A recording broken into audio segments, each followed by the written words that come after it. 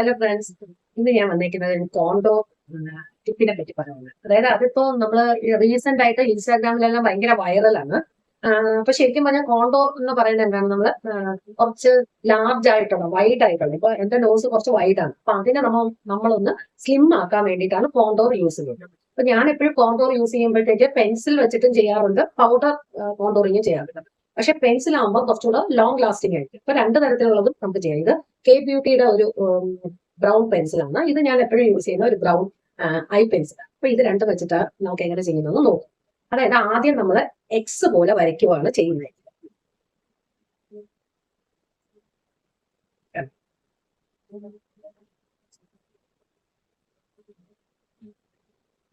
ഇങ്ങനെ അത് കഴിഞ്ഞിട്ട് കൺസീലർ ബ്രഷ് വെച്ചിട്ട്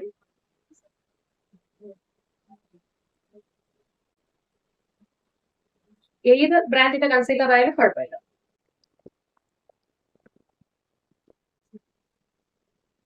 കാണുമ്പോ ഒരു കോമാളിയുടെ വേഷം പോലെ തോന്നുമായിരിക്കും, പക്ഷെ ബ്ലെൻഡ് ചെയ്ത് വരുമ്പോ കറക്റ്റാണ്.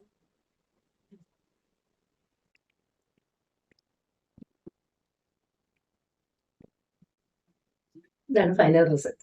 അപ്പോൾ ചെയ്യേണ്ട ഒരു കാര്യം, ശരിക്കും പറഞ്ഞാൽ നമ്മൾ കോണ്ടോറിങ്ങിന് യൂസ് ചെയ്യുന്ന ആ സൈഡ് വെച്ചിട്ട് നമ്മൾ കൺസീലർ യൂസ് ചെയ്യരുത്.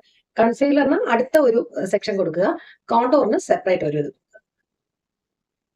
എന്നിട്ടും അത് കുറച്ച് വൈഡായിട്ട് നമുക്ക് ഫീൽ ചെയ്യുവാണെങ്കിൽ നമുക്ക് ഈ രണ്ട് കോർണേഴ്സ്